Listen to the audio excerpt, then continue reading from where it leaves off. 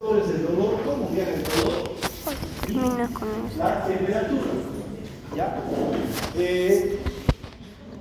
Solo aquí el dolor vamos a ver las vías, cómo se transmite, cómo llega hasta la área somatosensitiva. Porque ustedes tienen que saber qué dolor. Hay varios dolores. Dolor visceral, hay tipo de dolor cognitivo, varios tipos de dolores. Por eso va a haber el fisiopato, ¿no? Que corresponde ahora. Bueno, como sabemos, la vía anterolateral es la que encarga de transmitir señales menos esenciales, o sea, bruscas. Y lo vamos a entender cuando veamos ya la parte anatómica y fisiológica de por qué pasa esto. O sea, no requiere una localización muy diferenciada. ¿Por qué es esto? Porque hay menos fibras que llegan hasta el área somatosensitiva. Y igualmente estas señales no requieren una distinción en cuanto a gradaciones finas de intensidad. O sea, lo que se refiere de baja y alta intensidad. Entonces, ¿qué detecta esta vía anterolateral? O sea, frío, calor por los termorreceptores, el dolor, igual por la vía nociceptiva, va a ser transmitido por esta vía anterolateral. Igual las sensaciones de cosquilleo, igual van a ser transmitidas, y las sensaciones sexuales también son transmitidas por esta vía. Entonces, como vimos, la anatomía de la vía anterolateral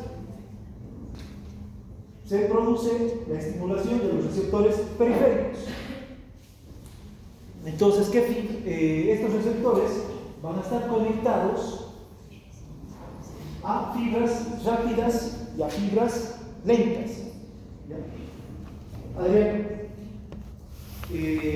¿cómo podemos diferenciar una vía rápida de una vía lenta? ¿De qué depende? Del diámetro.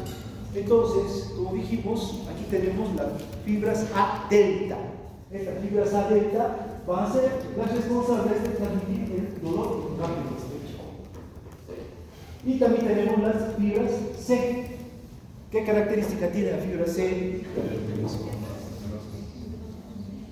No. ¿Qué característica tiene la fibra? ¿Qué diferencia la fibra A con la C? Sofía. Exacto, no tiene mielina. Por lo tanto, aparte tiene un diámetro menor y transmite el impulso más lentamente. Entonces van a transmitir el dolor lento. Entonces, como vemos aquí, estas vías llegan al ganglio posterior y de ahí atraviesan la columna o asta dorsal, hace sinapsis aquí con las neuronas y de ahí se entrecruza y va hacia la parte anterolateral de la médula. Y como vemos aquí, existen dos columnas o dos componentes, una anterior, donde lleva la sensibilidad entre los miembros inferiores, y una lateral, que lleva la sensibilidad. La lateral lleva de los miembros, la anterior es de los miembros superiores, la lateral de los miembros anteriores. ¿Cómo es eso? Exacto, así es. Anterior, miembros inferiores, la lateral de los miembros superiores. Entonces, como vemos aquí, este entrecruzamiento se da a nivel de la médula dorsal.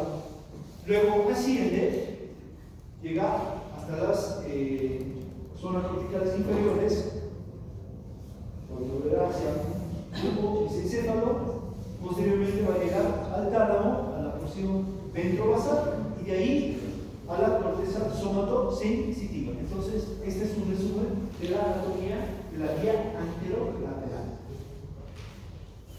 Entonces, igual tenemos aquí, este ejemplo, como dijimos, tenemos aquí la vía anterior, que lleva de la parte inferior del cuerpo, y la vía lateral de la parte superior. Entonces, como vemos, se realizan los entrecruzamientos de estos dos cordones y de ahí ascienden atravesando el bulbo raquídeo, protuberancia, mesencéfalo, tálamo, hasta llegar a la corteza somatosensitiva. Pero en su trayecto que estaría anterolateral me da fascículos, como ser el fascículo espino-reticular, el fascículo mesencefálico, el complejo ventrobasal y el núcleo y los núcleos intralaminares a nivel del tálamo. ¿Qué importancia tiene esto? Que aquí en estos núcleos intralaminares y ventrobasales se analizan, van a pasar las señales táctiles. En cambio, en el fascículo mesencefálico y espino-reticular van las señales del dolor.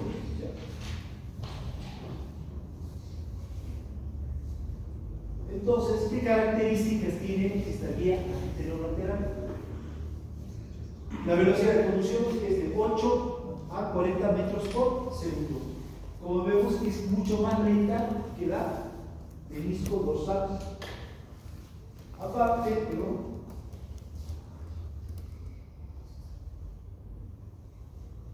el grado de localización espacial de las señales es escaso.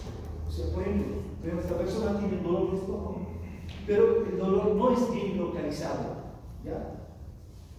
Puede ser que le duele a nivel de la región umbilical, epigástrica, y ahí se va al concordio derecho, etc. O sea, no es un dolor bien localizado.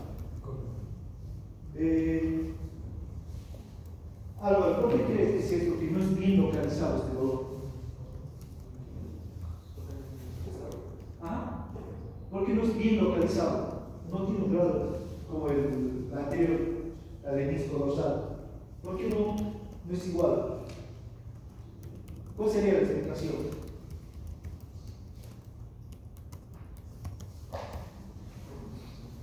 Sofía. Ahí sí, ¿no? ¿Por qué?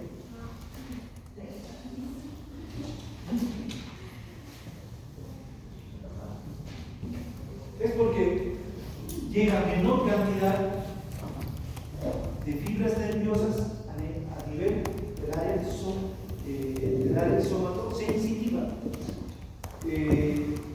Dice que más o menos llega entre un 20 a 25%. Lo demás se reparte a nivel del tálamo y a nivel de los centros corticales inferiores. Es por eso que es un dolor mal localizado. Igualmente, gracias a esto, la gradación de la intensidad también es mucho menos precisa. O sea, no se puede definir la intensidad de este dolor. ¿Claro? Y para las señales que se repiten o varían con rapidez es mala. No es como el anterior, el menisco dorsal, por ejemplo, que nos refería sobre las articulaciones. Si está en flexión, extensión, eso nos informaba al área somatosensitiva. En cambio, esta no nos puede informar sobre los cambios de posiciones. Ahora, función del tálamo y la sensibilidad somática. ¿Qué pasaría si hay una destrucción del área somatosensitiva? Entonces, aquí perderíamos la sensibilidad táctil fina. ¿Ya? Pero no se pierde completamente. ¿Por qué? Porque a nivel del tálamo, como vemos que llega y hace sinapsis, y se mantendría la sensibilidad táctil gruesa. ¿Ya? Entonces, por más que haya una lesión en esta área somatosensitiva, la sensibilidad táctil gruesa continúa. Entonces, gracias a esto, nosotros podemos ir viendo sensaciones, por ejemplo, de calor, de frío. Pero, ¿qué pasaría al haber una lesión Arturo en el área somatosensitiva, en la cabeza? Yo siento frío, calor, pero ¿qué pasaría?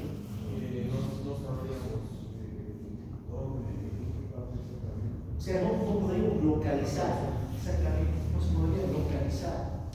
¿Ya? ¿Por qué? Porque todo está dependiendo del tálamo y los centros corticales inferiores. ¿Y qué pasaría con el dolor crucial?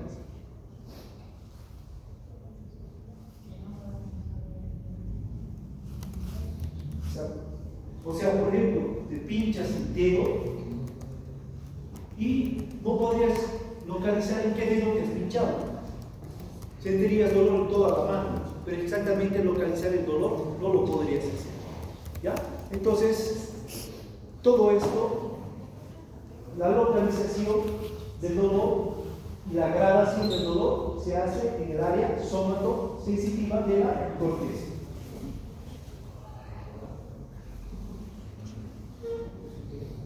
Ahora, esto último son los campos segmentarios, ¿ya? Que nosotros los conocemos como dermatomas, ¿ya?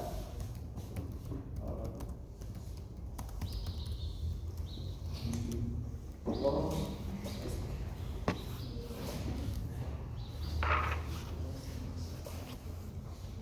Entonces, como vemos, estos son los dermatomas, ¿ya? Entonces, ¿qué quiere decir esto?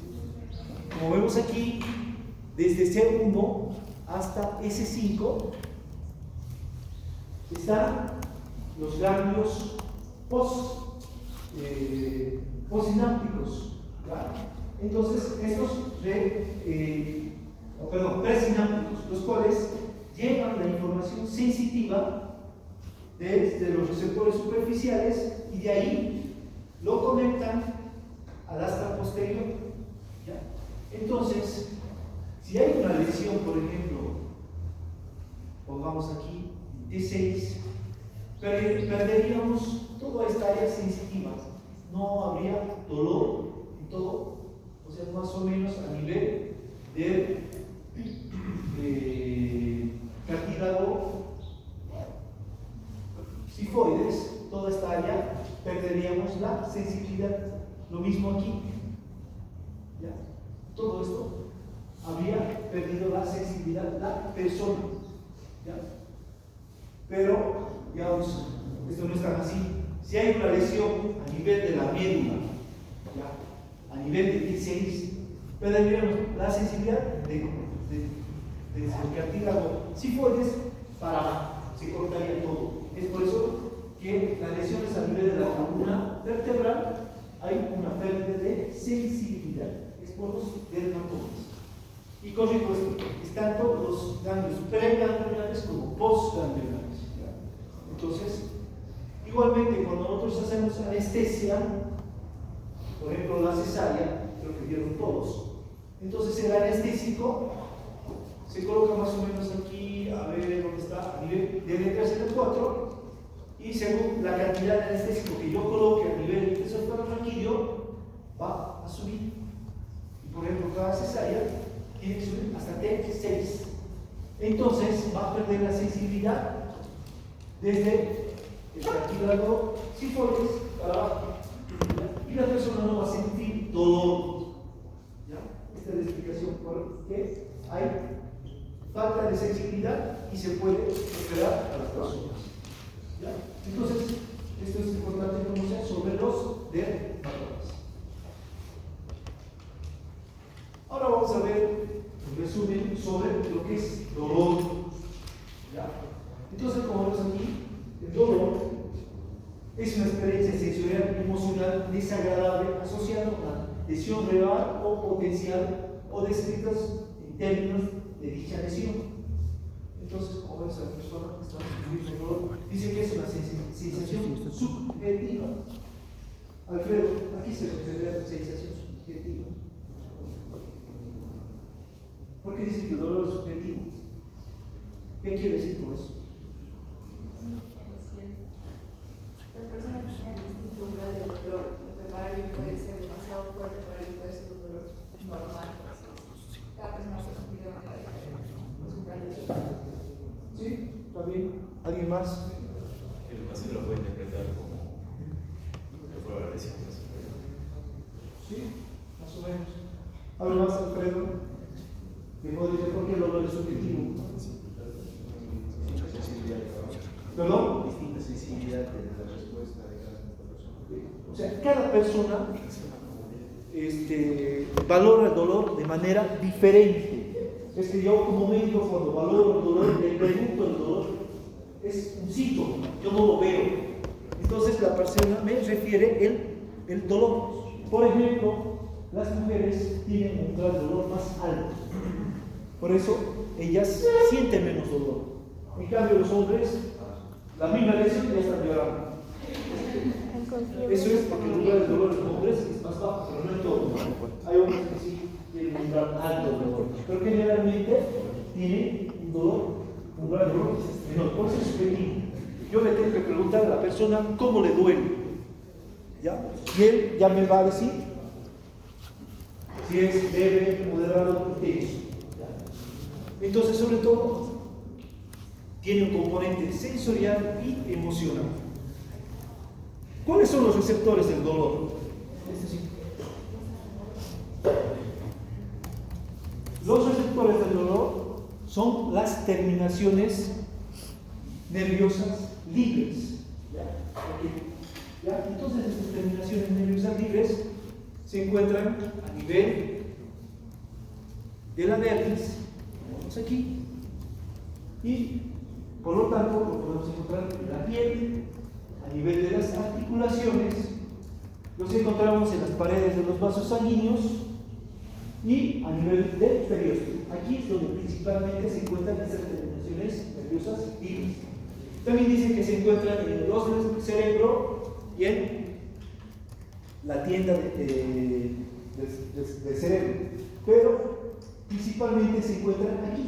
¿Ya? Es por eso que cuando sufres una fractura hay dolor.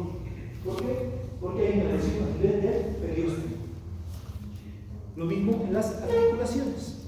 Una luxación de cadera es dolorosa. ¿Por qué? Porque está inervado por las terminaciones nerviosas libres. Entonces, como vemos aquí, tenemos aquí las terminaciones nerviosas. ¿Cómo se van? ¿Mediante qué se van a excitar estas terminaciones nerviosas libres? Por ejemplo, tenemos aquí un factor mecánico, un golpe me va a estimular a estas terminaciones nerviosas libres. Igualmente, si sometemos a calor, igual estimula estas terminaciones nerviosas libres. Entonces, un factor mecánico térmico me estimula a estas terminaciones nerviosas libres. Ahora, el químico, ¿cuál será? Tenemos las dos, por ejemplo, tenemos a la radicinina, histamina, serotonina, iones de potasio, ácido y enzimas proteolíticas. Estas igual me van a estimular a los receptores, a las terminaciones nerviosas libres. Pero ¿cuál sería la diferencia aquí?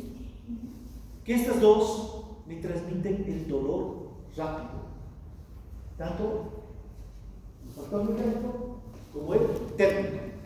En cambio, el dolor lento va a estar dado por el factor químico. ¿Ya? Entonces, esas son las diferencias al estimular, ya sea por factor mecánico, térmico o químico. Ahora, las fibras periféricas para el dolor, ¿cuáles son? Como saben, tenemos un estímulo mecánico o térmico. Entonces, ¿qué fibras me va a estimular? Estas van a estimular las fibras nerviosas del dolor rápido. ¿Qué fibras serían esas que tienen? ¿Está bien? ¿Qué hace? Hay gamma, beta, delta. No, una es beta. Beta. Perdón. A delta. Son las A delta. Entonces, estos estímulos mecánicos y técnicos me van a estimular las fibras A delta. Y transmite el dolor a una velocidad de 6 a 30 metros por segundo. Entonces me está transmitiendo el dolor rápido. ¿Y qué neurotransmisor es el encargado de transmitir dolor rápido, es el glutamato. Ahora, si hay una estimulación química, estas van a actuar a nivel de las fibras C. Y el dolor va a viajar a una velocidad de 1 a 2 metros por segundo, mucho más rápido. Y el neurotransmisor encargado de estimular estas fibras es la sustancia P. ¿Ya? Entonces, ya sabemos qué tipo de fibras estimulan el dolor rápido y cuáles son los neurotransmisores encargados de estimular estas fibras. ¿Ya? ¿Sí? De forma más resumida. El libro les habla mucho más extenso, pero esto es lo que ustedes tienen que saber para que no tengan problemas para el año cuando lleven dolor. Ahora, como vemos aquí, el dolor tiene dos tractos o fascículos, se podría decir. El tracto neuroespino-talámico y el tracto paleo-espino-talámico. Esos dos tractos son los encargados de llevar el dolor. ¿Ya?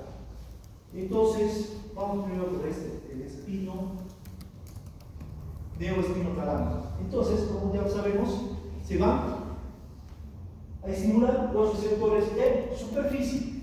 ¿Qué receptores? Los que llevan el dolor rápido. Juanchoque, ¿qué fibras son estas que llevan el dolor rápido? Ya dijimos hace rato. Carlos. Fuerte. A delta. Eso no tiene que olvidarse. Entonces, como está aquí, son las A delta. Por eso puso el dolor rápido. Entonces, estas fibras llegan al ganglio al ganglio postganglionar, como vemos aquí, y atraviesan el asta dorsal. ¿Ya? Y aquí va a ser sinapsis del área 1 de la asta dorsal, también se llama lámina 1, área 1 o área marginal también. Cualquier nombre, depende de qué libro lean ustedes. Entonces, una vez que hace sinapsis aquí, también dice sinapsis con las neuronas de la área o lámina 1 o del área marginal. ¿Ya? Entonces hace sinapsis aquí y luego hace una decruzación o entrecruzamiento y se dirige hacia la parte anterolateral. ¿Ya? Y de ahí va a comenzar a ascender. Entonces asciende y, como sabemos, pasa toda la columna dorsal, llega al bulbo, pasa la protuberancia, mesencéfalo, ¿ya? Y hasta llegar al área ventropasal, ¿ya? Y de ahí a la corteza somatosensitivo. Pero ¿qué tiene aquí de importante? ¿Por qué puse esta flecha aquí? Dice menisco medial. Matías, ¿sí? ¿Por qué será importante aquí la otra vía? La anterior que vimos, las anteriores clases. Eso es muy importante para que ustedes entiendan. ¿Qué creen que está pasando aquí? ¿Cómo?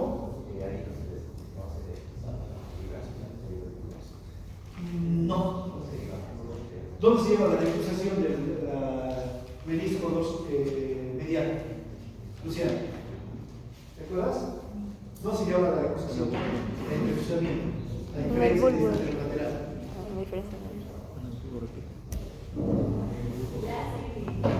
Con el bulbo. El bulbo, medula, exacto. Pero aquí estamos a nivel del, más o menos, del mesencéfalo. Dice que aquí reciben fibras de esta menisco medial, este tracto espino-talámico, neuroespino-talámico que lleva el dolor rápido. ¿Por qué? ¿Cuál sería la explicación, Arturo?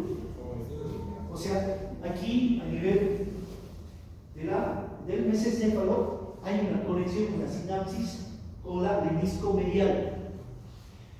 ¿Para qué le sirve esto a este tracto neoespinotalámico que lleva el dolor rápido? Para la localización. Exacto.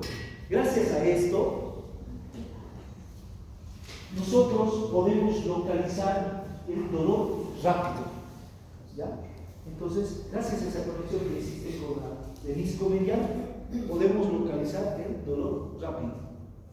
Entonces, por ejemplo, si nos pinchamos el dedo, va a haber un dolor que se transmite rápido por esta vía, por este tracto neoespinotalámico, y vamos a poder localizar por esa sinapsis, conexión que hace con la menisco medial. ¿Ya? En cambio, este tracto paleoespinotalámico, sobre todo, está bien estudiado en los animales, ¿ya? Pero cuando se estimula, ¿qué receptores? Los receptores de superficie se conectan con las fibras de dolor lento. ¿Qué fibra va a ser esta? Luis. Las fibras C, a diferencia de esta que se conectan con las fibras A delta. Entonces se conecta aquí con las fibras C y va a ser sinapsis con las áreas o láminas 2, 3 y 5 del asta dorsal. ¿Ya? Ahí es donde hace la sinapsis en el asta dorsal. Entonces, como vemos aquí, hay varias fibras que hacen la decusación o entrecruzamiento a la región anterolateral. Y de ahí comienzan a ascender. ¿Ya? Ascienden, pero a diferencia de estas da fascículos. Da fascículos a nivel bulbo, a nivel de la protuberancia, a nivel del mesencéfalo, da fascículos en la formación reticular, da fascículos en la sustancia gris periacumental, ahí da fascículos, a diferencia del anterior. Pero no recibe ninguna conexión o sinapsis con esta menisco medial. Entonces esta va a llegar hasta el tálamo, al centro ventrobasal, y solo entre un 20 a 25% llega a la zona somatosensitiva. ¿Y qué va a pasar ahora con esta paleoespinotalámica? ¿Qué crees, Pacotich? Si no recibe esa conexión con esta menisco medial, ¿qué pasa?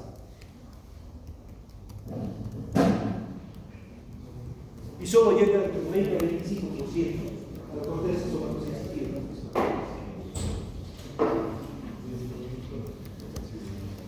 Percibe menos, dice que el dolor es menos intenso, ¿no? ¿Qué dice Lucero? ¿Qué pasaría?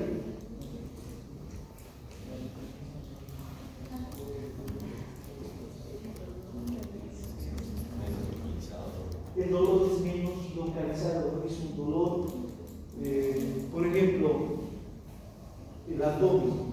No sabes en qué parte del abdomen duele específicamente. Es un dolor mal localizado.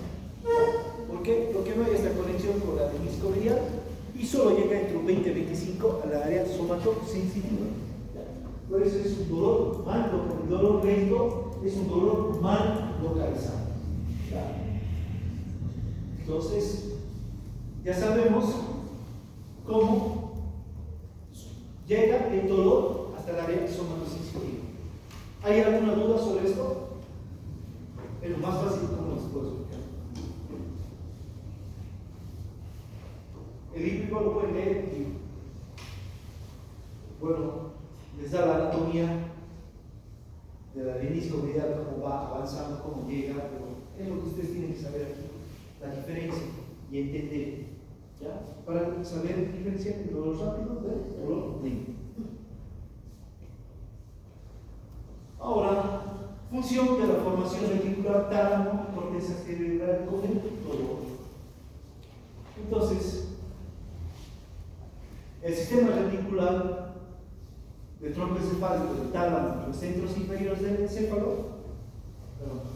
Entonces, también pueden, por ejemplo, aquí tengo la corteza somatosensitiva primaria. ¿Qué pasaría si hay una lesión en la corteza somatosensitiva primaria? ¿Dejaríamos de sentir dolor, Pascual?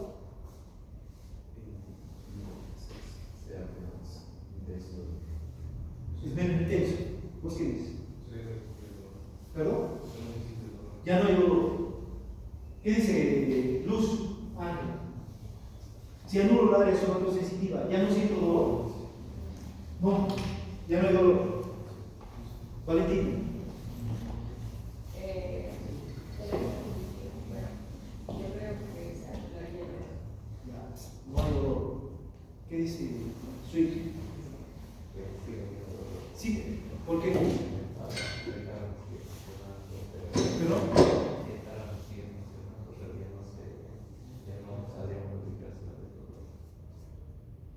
Exacto. Si el área somatosensitiva se llegaría a lesionar, seguiríamos sintiendo dolor. ¿Por qué?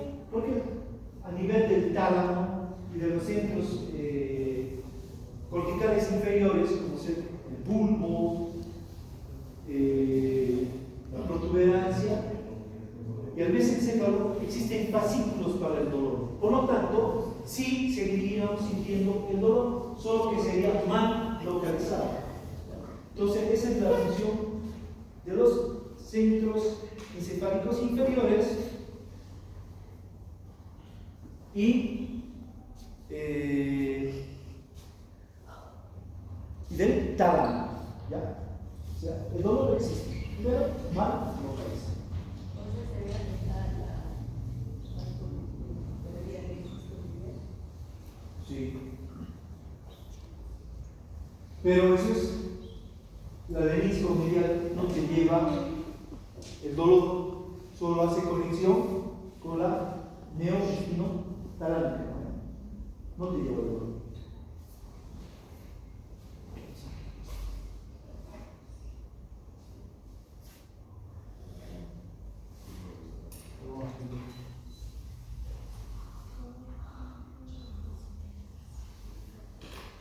¿Hay alguna duda sobre esta parte del dolor? ¿Está claro? Entonces, los receptores de superficie se conectan con las fibras A delta llevando dolor. ¿Qué dolor lleva las A delta? El rápido. Y las C es lento. Las A delta, ¿a qué tracto se conecta? Al neo. En cambio la C, ¿ya? Entonces esa es la diferencia.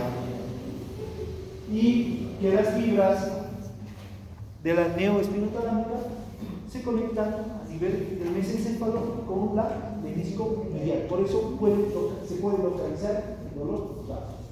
Así, resumiendo, ¿cuáles son las principales diferencias?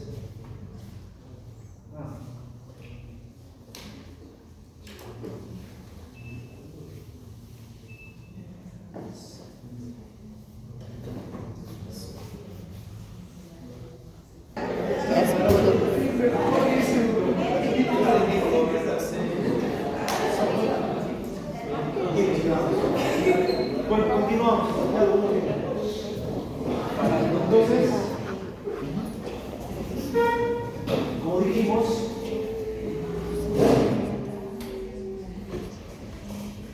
si solo el sistema reticular del tronco encefálico, tálamo, los centros inferiores, del encéfalo, los centros corticales inferiores, son los encargados de llevar el dolor va a ser mal localizado. Si existe una lesión a nivel del área somatosensitiva. Ahora, esto es muy importante. Sistema de supresión del dolor y del encéfalo y la médula espinal. ¿Qué me quiere explicar esto, Gaiton? ¿Por qué se produce la analgesia? Entonces, para saber esto, nosotros tenemos que saber que se van a producir ciertos neurotransmisores, los cuales van a ser encargados de producir la analgesia. ¿Dónde se producen estos neurotransmisores?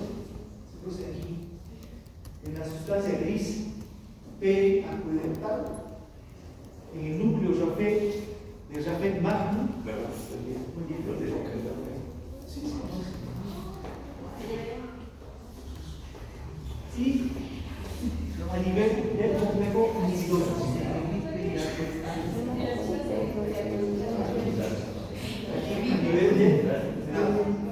A nivel del mesencéfalo, ya esta sustancia gris periacueductal. A nivel del núcleo del Jafet, a nivel del núcleo, o sea, a nivel del núcleo raquídeo, en el núcleo del Jafet Magnum y el núcleo reticular gigantocelular. No, como diferente sustancia. ¿Perdón? Sí, aquí pero este está en el mesencéfalo. En el bulbo, ¿qué está? El núcleo Jafet Magnus y el núcleo reticular gigantocelular. Y por último tenemos aquí el complejo inhibidor que se encuentra en la médula espinal, específicamente ¿dónde? En el asta dorsal. Entonces, todos estos centros que he descrito son los encargados de la analgesia. Sí. Entonces, ¿qué pasa aquí? Aquí, a nivel, si nosotros estimulamos, por ejemplo, ¿qué han hecho los investigadores? Han colocado morfina, ¿ya? A nivel de esta sustancia gris periacueductal, ¿ya? ¿Y qué ha hecho esto? Que se produzca la encefalina. Se produce la encefalina y esta, mediante las neuronas, van a hacer una conexión o sinapsis con el núcleo del Jafet Magnus. Y al estimular este núcleo, las neuronas que presenta ahí van a producir serotonina. Entonces, al producir esta serotonina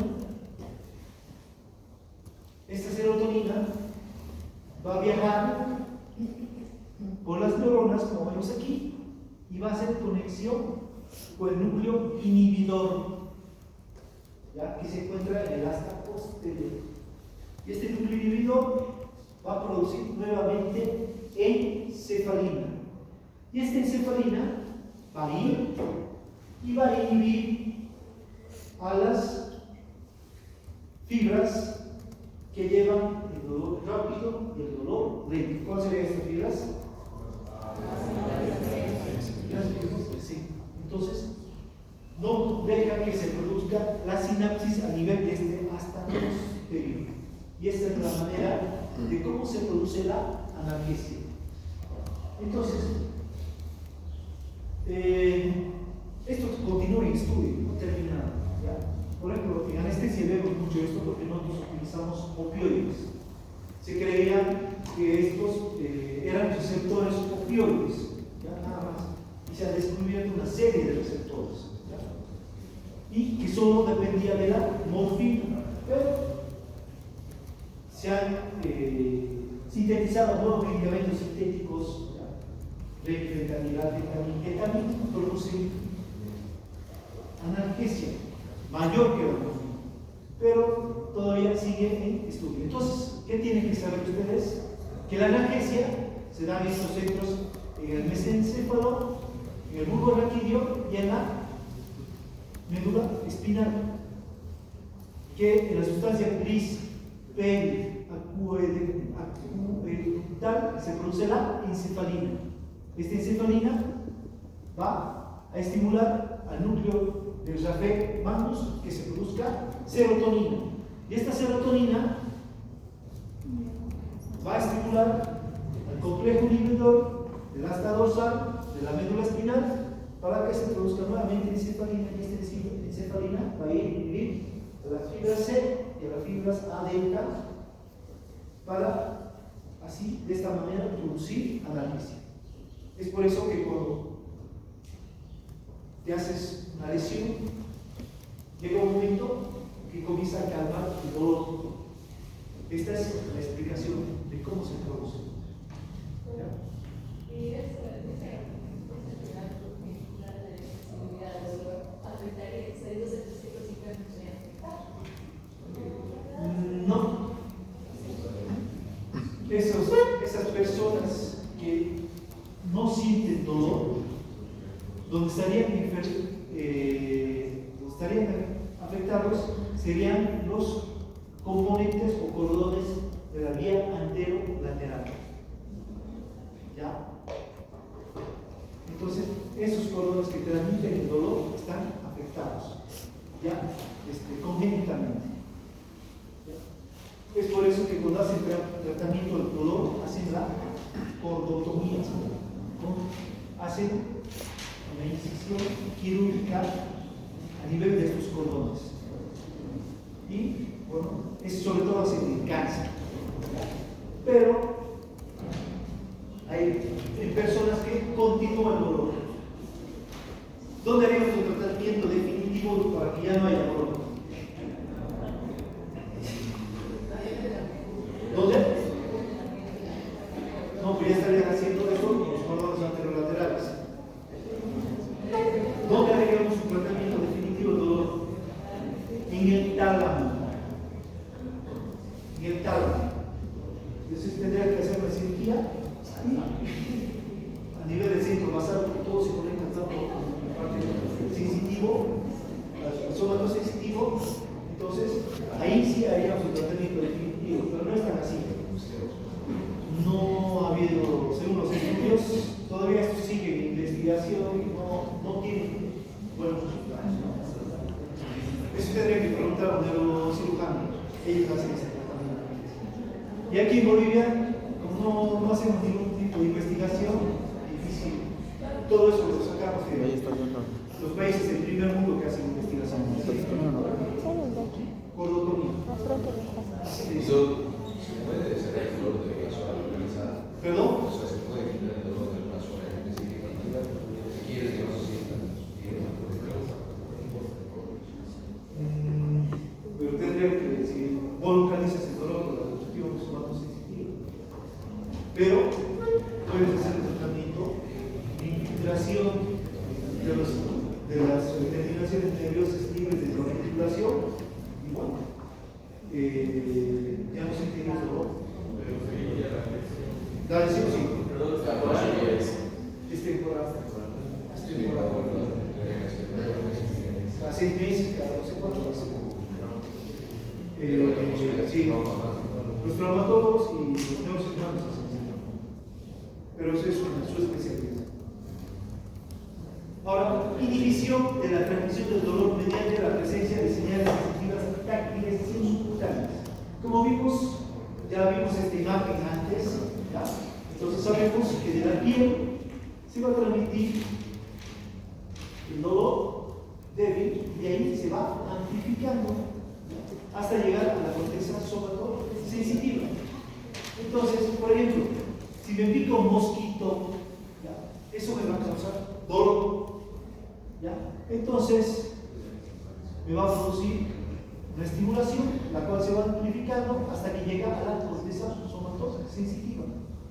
Y sobre todo, a este nivel es donde se va a producir más dolor, ¿ya? Entonces este sería un estímulo A. Ahora, ¿qué pasaría ahí donde me ha picado el mosquito? Me comienzo a presionar. ¿Por qué? Porque me está doliendo. Entonces voy a crear otro estímulo. Y este estímulo va a ser B. ¿Y qué va a hacer ese estímulo B? Va a crear una inhibición de la transmisión. Es una inhibición lateral. ¿Por qué? Porque se va a producir a estos dos niveles. Entonces, es una inhibición lateral de este dolor amplificado. Es por eso, por ejemplo,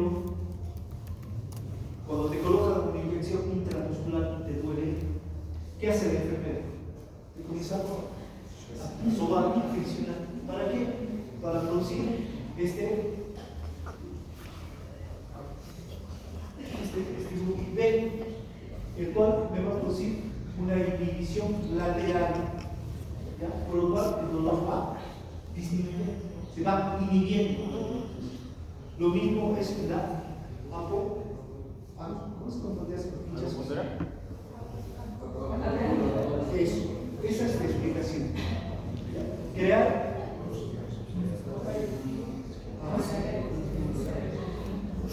un estímulo B. Por último, ya lo último, esto, la sensibilidad térmica, ya acabamos la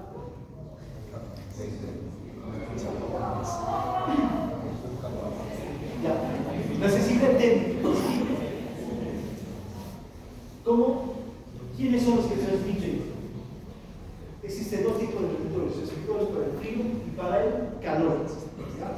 Entonces, los receptores del calor son las terminaciones nerviosas libres. Igualmente existen receptores para el frío. Y aquí, Geiger no lo dice, pero son los receptores de Krauss. Son los encargados de llevar el frío. Krauss. Estaba anotado, como no tengo. Aparte,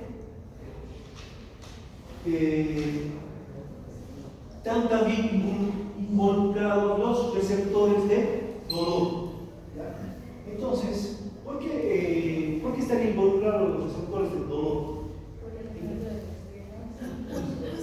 ¿Te duele? Tengo una gráfica ahí que te explica por qué. Pero, entonces, ¿por qué cuando hace un frío extremo menor 15 a 10 grados te comienza a producir dolor? ¿Por qué? Porque se están estimulando los receptores del dolor. En cambio, estos receptores del frío se siguen estimulando y cuando llegamos a los 30 grados comienzan a bajar. Y cuando continúan los receptores para el calor. Igualmente, cuando llega a 45, estos comienzan a bajar. Y a partir de 45 para arriba se estimulan los receptores del dolor. Es por eso cuando hay temperaturas mayores a 45 o 50 grados, vos comienzas a sentir dolor. Entonces, cuando existe frío o calor, se van a estimular los receptores para el frío, los receptores para el calor y los receptores del dolor. Igualmente tengo ahí cómo es la vía con la cual el dolor, la temperatura va a llegar a la corteza, pero no tengo la imagen de explicar. Lo dejemos por otra clase. No hay problema. ¿Quién puede, por favor, decir que lo haya visto?